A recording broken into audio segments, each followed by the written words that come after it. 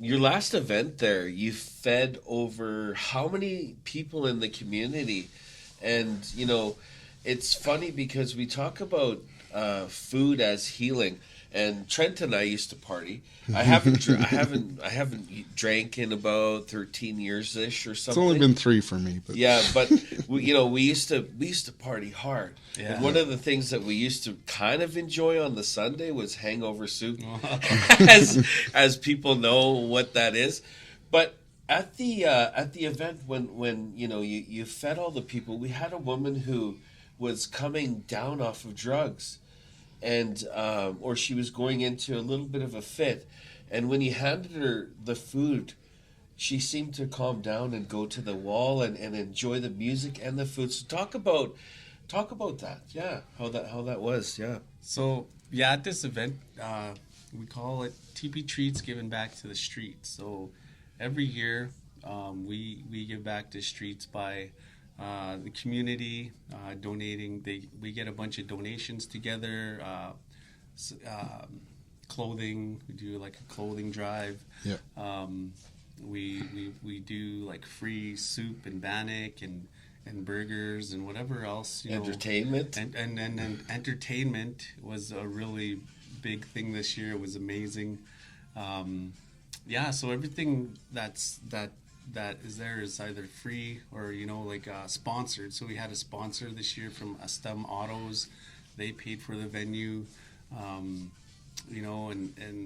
it really helps when the community comes together to feed the less fortunate, because what we did there was like bring community together, not only just businesses and whatnot, but the community that's living in the rough, our brothers and sisters that are out there struggling on the streets, those are the ones that really need that help during this time. And any time I was once out there where I was like, struggling out on the street, or I was living from couch to couch, or I was, residential schools has a big part in this, because a lot of them are survivors of residential school.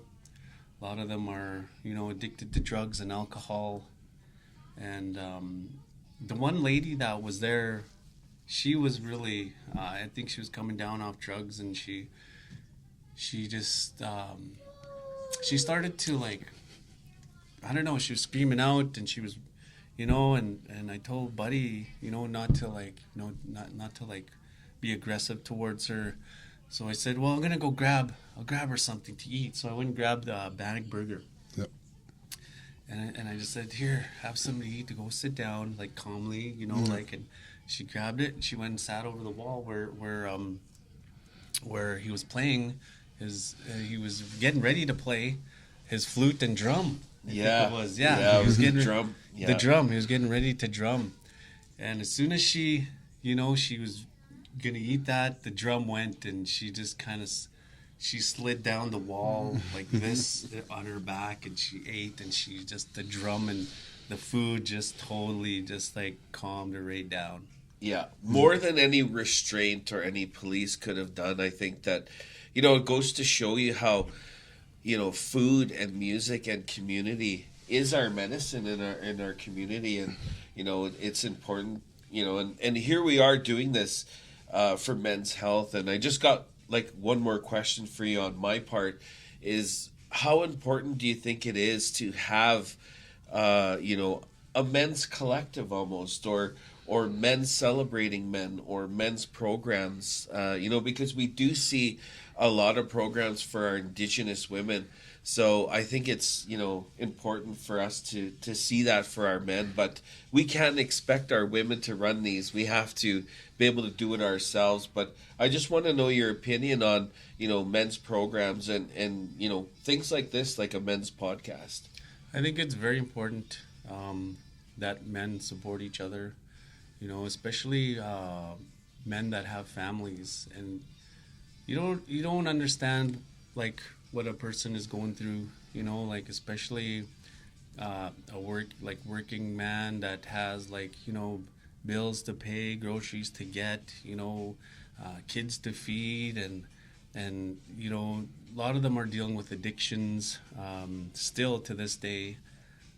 You know, it's very important to get more like men's programs, like a collective, you know, and this podcast like this.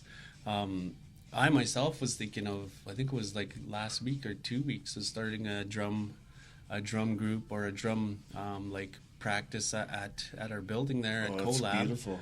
And it's got a nice space there. I mean, I just have to talk to CoLab and see what they think about that. You know, I just think, I know a lot of women, like there's a lot of women programs. There just needs to be more men, you know, and our young men need to be guided in a good way, and not always have to like go through hoops and go through this and that, but you know, our native men that are older need to help our younger men.